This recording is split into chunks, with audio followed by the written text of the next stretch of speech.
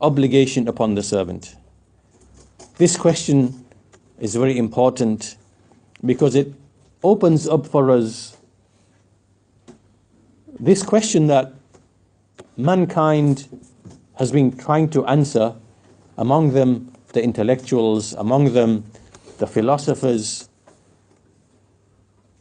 What is the purpose? What's our first duty, our first obligation?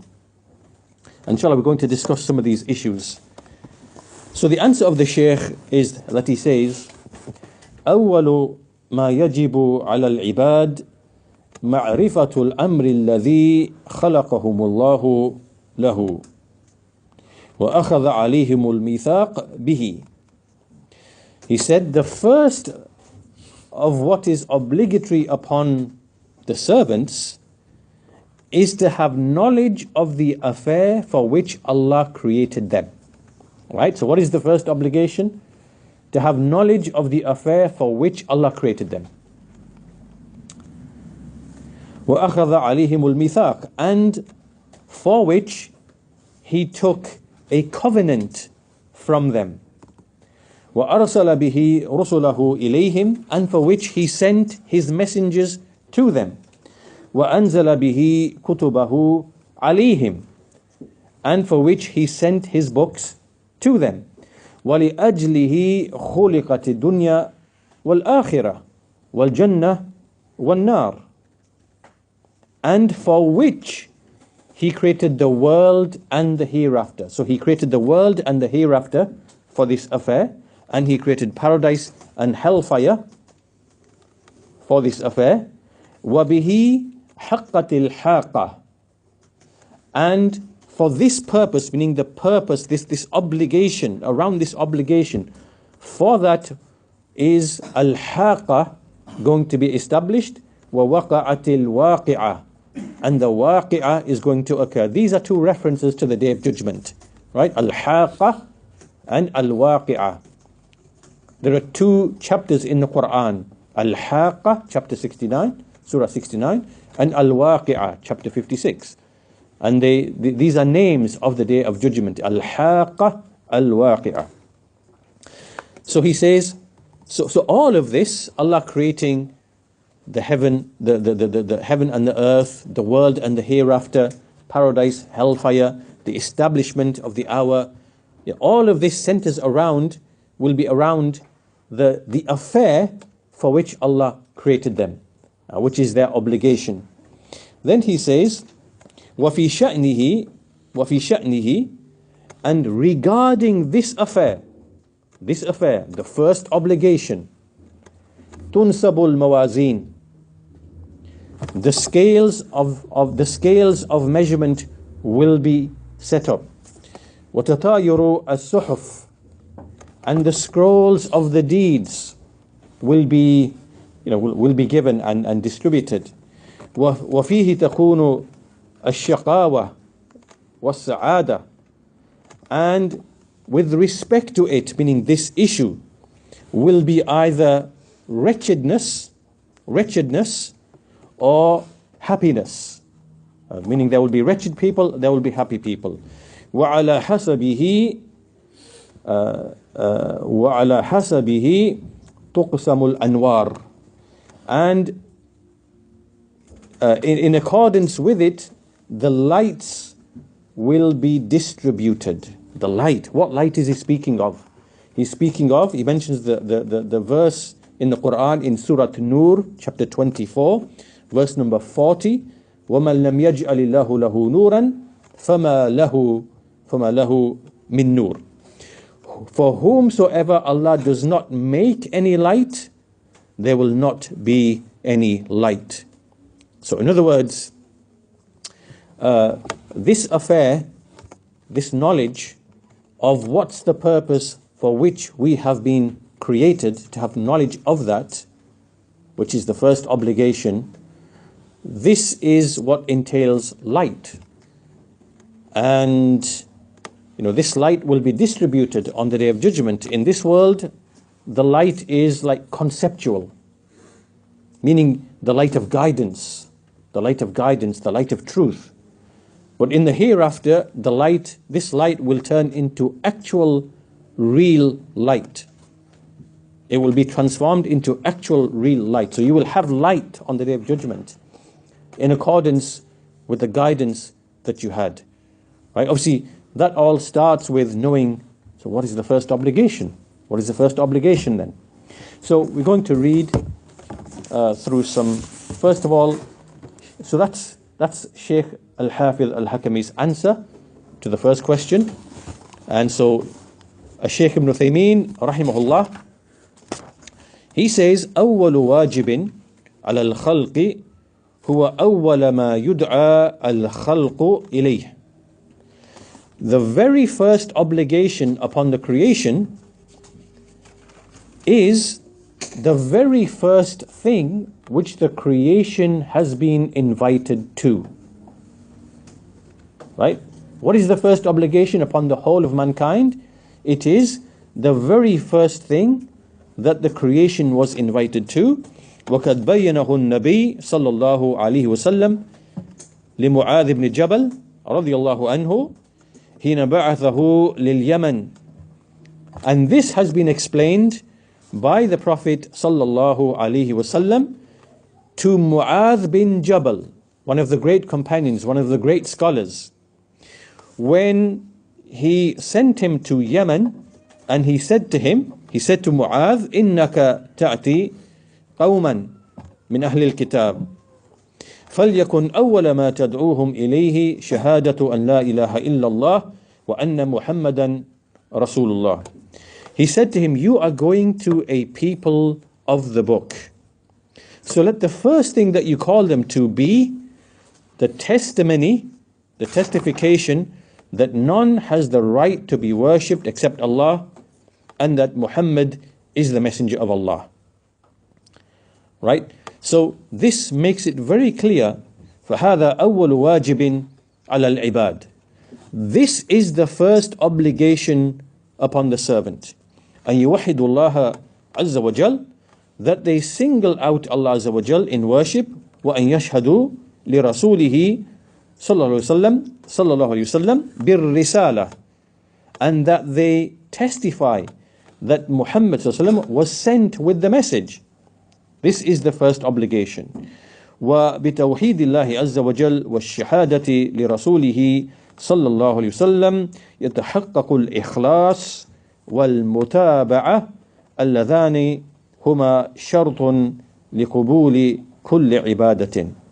So in other words, the first obligation for everyone, the whole of mankind, is to simply bear witness that there is none which has the right to be worshipped except Allah, and that Muhammad ﷺ is his messenger.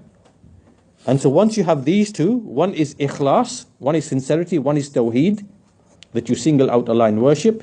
The other one is mutaba'ah, meaning you are following the messenger, the final messenger that he sent to the whole mankind. And without these two, no action will be accepted from anybody. Right? So if you're a Jew, you can do all the praying and the fasting and giving charity that you want, but your deeds will not be accepted except with these two: Tawhid, Ikhlas, and Al-Mutaba'ah, which was following and imitating the Messenger Sallallahu Alaihi Wasallam. So this is the speech of Shaykh Ibn Uthaymeen rahimahullah.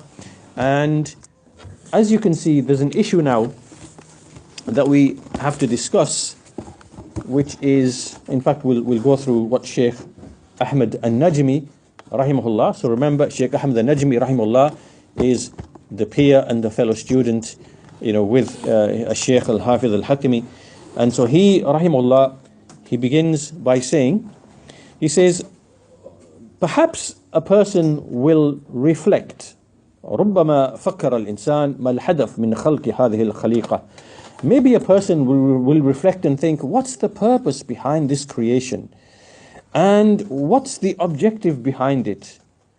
And when a person starts to think about these things, as do philosophers, as do intellectuals, as do people, and we've seen this throughout the whole of history, in all parts of the world there have been philosophers, Greek philosophers, European philosophers, all across the world. And they've tried to answer this question. Why are we here? What are we supposed to do? What's our purpose? And the Shaykh says that he will not find the answer لا يجد الإجابة الصحيحة عليه إلا في كتب الله المنزلة. You will not find the answer to this question except in the revealed books, nowhere else. You will not find it in the book of any philosopher, in the book of any intellectual, in the book of any academic, in the book of any scientist, right? You will not find this question answered with truth except in the revealed books of Allah. وعلى ألسنة رسله المرسلة صلوات الله وسلامه عليهم أجمعين. And you will find it in the revealed books and upon the tongues of his messengers. May the salawat and the salam be upon them. فهم الذين دعوا إلى عبادة الله وحده. They are the ones who call to worshipping Allah alone. وما من رسول مرسل ونبي يبعث إلا وهو يأمر بعبادة الله وحده. And there is no messenger sent nor prophet sent except that he commands with the worship of Allah alone. وَلَقَدْ بَعَثْنَا فِي كُلِّ أُمَّةٍ رَسُولًا أَنِ اعْبُدُوا اللَّهَ وَاجْتَنِبُوا الطَّاغُوتَ. And we certainly indeed sent or raised in every nation a messenger that you should worship Allah alone and avoid the false gods. Then he says, أَمَّا مَا تَتَوَجَّسُهُ الْعُقُولُ وَمَا تَتَصَوَّرُهُ الْأَذْهَانُ عَنْ أَصْلِ الْخَلْقِ وَالْحِكْمَةِ فِيهِ من دون رجوع إلى الوحي فكل ذلك باطل وتصورات في غير محلها. As for like what the intellects now try to figure out, what they imagine about, okay, what's behind this creation, what's the wisdom, what's the purpose, but without returning back to revelation, all of this will be futile, all of this will be falsehood, there will be false, conceptions outside of their proper place. Okay. So, from here, there's 2 points that I want to mention. So I think the first point then, since the Shaykh has mentioned this issue about where does the answer lie? It lies in revelation from Allah, the Creator, the Maker. Now, I want to mention something here. There's a famous philosopher, French philosopher called Jean-Paul Sartre. Probably heard of this man. A famous philosopher, an atheist philosopher, and he died in about 1980. Now this philosopher, he invented a philosophy which is called, from his writings, there's a philosophy which is called existentialism. Existentialism. What this means is, what it really means is, it's like a type of atheism where basically you create your own truth. Right? So you as an individual, you are the hero. You are the hero. You are your own God. You are the hero. You make the rules. You make your own reality. You define and determine what is truth for you. Right? You live your life how you want to live your life. So this is the basic idea. It's like, because there is no meaning, because there is no purpose behind the creation, right? There's no God, so there's no meaning, there's no purpose. What does that mean for each individual now? It means, because there's no meaning or purpose outside of you as an individual, there's no objective meaning as to why you are here, what you are doing here, then that means that you as an individual have to create your own truth. So for you is your truth. What do you think is truth? Well, I think truth is just being happy and seeking pleasure. That now becomes your truth. Right? You just live. This is just how it is. So you pursue your life, do what you want. If it's in alcohol, it's in alcohol. If it's in drugs, it's in drugs. If it's in wealth, pursuit of wealth, it's in wealth. If it's in pleasure and lust, it's in that, whatever. You, as you go along, you are your own hero and you create your own. This is the basic idea that this atheist, he promoted in the West. And you can see the effects of all of that in the Western societies of, like different manifestations there that you see. But I mention him because there's a really interesting admission that he makes in a like a biographical book written by one of his, in fact his mistress. There's a mistress which he had, and they used to do things together, depraved things, whatever. But I want to mention this little conversation, and pay attention to this. So here we have a little conversation from a book in the original French, published in 1981. And the conversation which they record here. So Sartre says, even if one does not believe in God, remember he's an atheist, and he has a lifestyle philosophy that he's pushing on the basis of atheism. Here he says, even if one does not believe in God, there are elements of the idea of God that remain in us and that can cause us to see the world with some divine aspects. Right. So as an atheist, he's admitting that even if we don't believe in God, or we choose not to believe in God, despite that, there are definitely elements of the idea of God inside of us that kind of compel us and force us to see the world, that there's some divine aspects to the world. Then de Beauvoir, which is his companion, mistress, whatever, she says, what, for example, what do you mean? What do you mean by this? He says that varies according to the person. This varies according to each person. Then she says, but what is it for you? Then he says, I don't see myself as so much dust that has appeared in the world, but as a being that was expected, prefigured, called forth. So he's saying, look, I don't consider myself to be just like dust that just came or whatever. I don't see myself like that. Clearly I see myself like, I as a being, as I am, I was prefigured. I was like brought to be. In short, as a being that could, it seems, come only from a creator, and this idea of a creating hand that created me refers me back to God.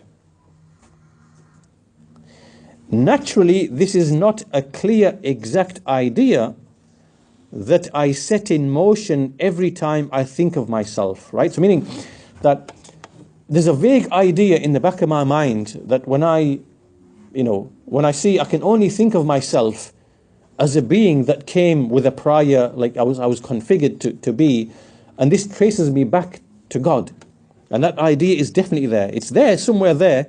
It doesn't happen all the time, but it's there somewhere. It contradicts many of my other ideas, but it is there, floating vaguely. So meaning, even though my philosophy is atheism, existentialism, and I deny and I act as if there's no creator, it's there. It's floating vaguely, it's there. And then he says, and when I think of myself, I often think rather in this way, for want of being able to think otherwise. Meaning that when I think of myself like this is the only way I'm able to think, because I'm unable to think any other way. Now this is like an amazing statement and an admission from an atheist. It's pointing to the fitra, is it not? And this is the fitra. This is ingrained in you, to acknowledge that you are made, the world is made, and that you cannot escape, that this thought, you can't expel it, like it's there in you whether you like it or not, right? You can develop a lifestyle philosophy built upon atheism if you want. You can do all of that, but you cannot expel and push these thoughts which are floating there or in you. You can't push them, and you can't even think anything else, because he says, for want of being able to think otherwise, meaning I can't think anything else. So this is now the reason why I mention this here. This takes me really to the next point, which is built upon this point, if this is from one of the heads of kufr, the heads of disbelief, from the heads of atheism, and he's admitting himself that inwardly I'm forced and compelled to think of myself as a created being and a creator, and I can't think any other way. So this now raises a question, coming back to the question, what's the first obligation then? What's the first obligation upon all of the servants of Allah? What is the first obligation? It's for you to single out Allah in worship. It's not to prove, does God exist? It's not to prove, is the universe created? Did the universe have a beginning? Because as you can see, even the heads, the heads of disbelief, they are readily admitting that, inside our hearts and minds, we cannot repel and push out the notion that there's a creator. It's deeply rooted inside within you, right? So the issue isn't about a creator. They know there's a creator. And you have similar statements also from others like Richard Dawkins. He says that when you reflect upon the cosmos and the greatness, and you feel like you want to worship something, you want to. It's a compelling feeling that you feel awed into. So these atheists have statements like this, right? So this proves that the fitra is ingrained in every single individual. It's compelling. You can't push it out. You can't deny it. So this brings us to the question then, what is the first obligation then? First obligation is that every person on this earth, whether you are a Jew, or a Christian, or a Buddhist, or a Hindu, or an atheist, your first obligation is to testify none has the right to worship except Allah, the Creator, whom you inwardly you acknowledge that you can't escape this, right? So the point being that, what do we understand? That the fitra is an independent proof for Allah's existence. We don't need to now argue with you with your pseudoscience and speculation and all these other things that you bring in, evolution, cosmology, Big Bang, this, whatever. These are all just like speculations. These are inventive, false theories that you're bringing just to, there's no truth to them, right? There are ways to try and deny what the fitra is telling you, that you are made, you are configured, you are prefigured, you are brought about. And when you look at the world, you have no escape except to see it like that. And that brings me to a statement on which I want to bring here from Shaykh al-Islam ibn Taymiyyah rahimahullah. He said, the basic foundation of the knowledge of a maker is innate and necessary. He's just admitted that here, right?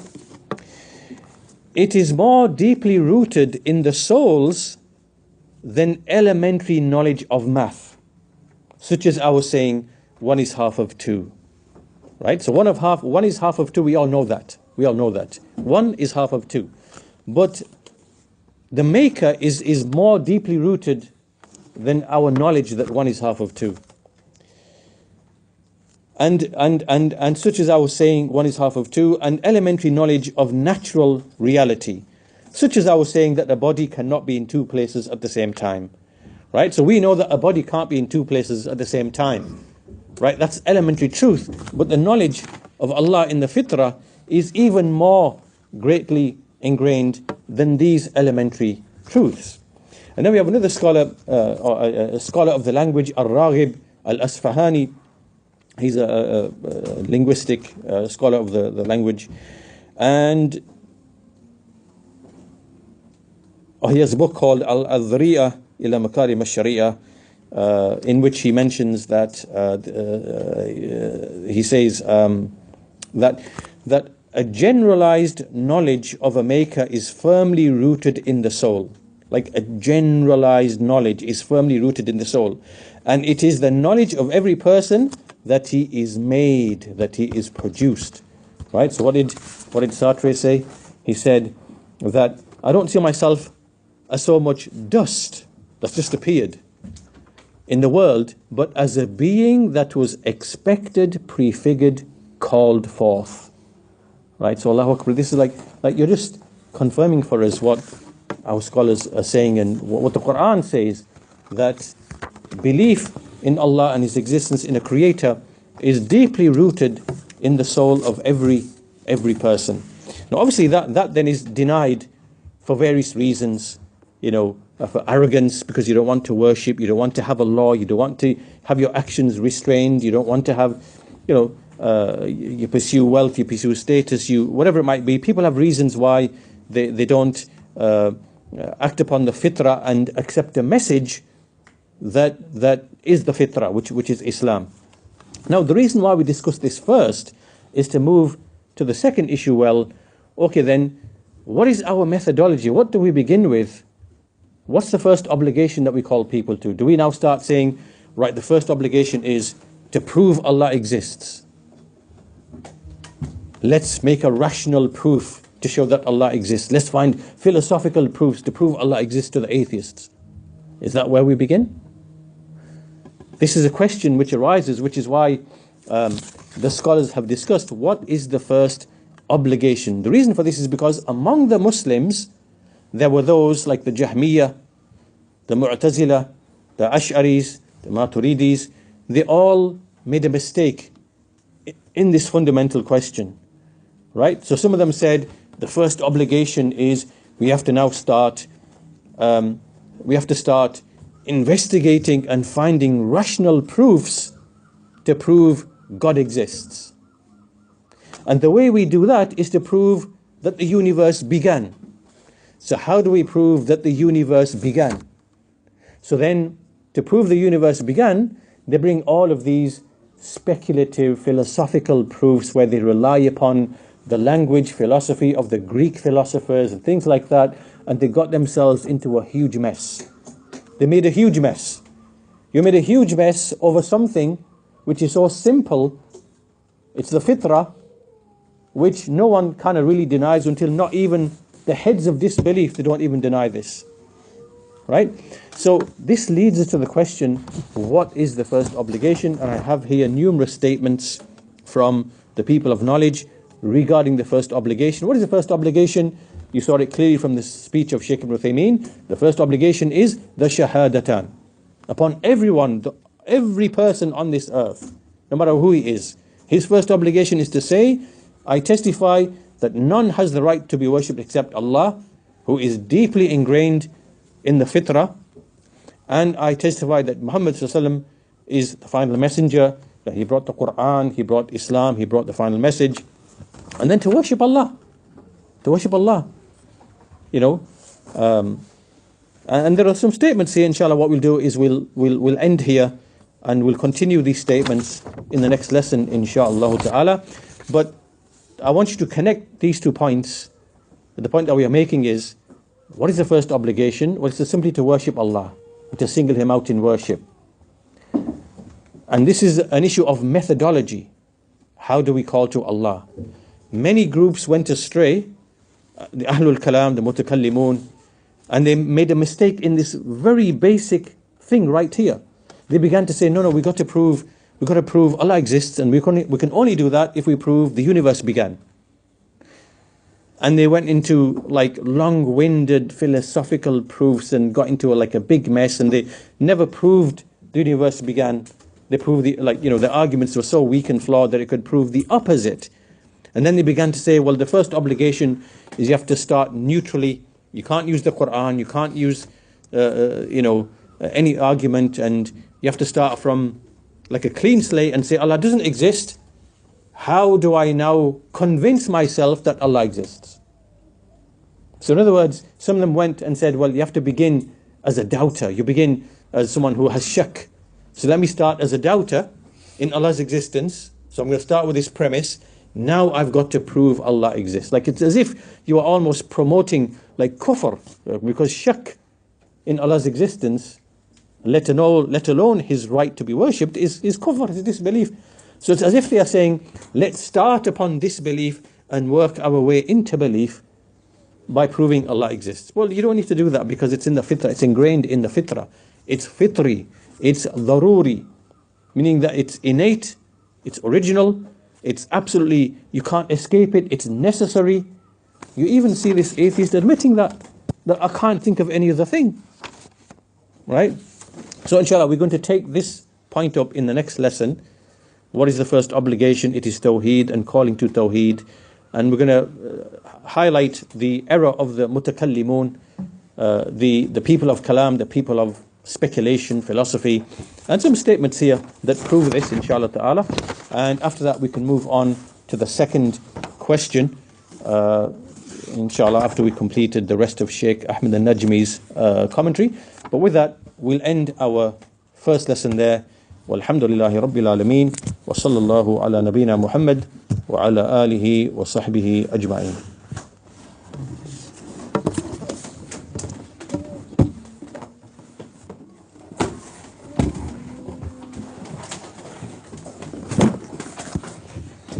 If you don't have a copy of this, you can take one copy of the book, send them out.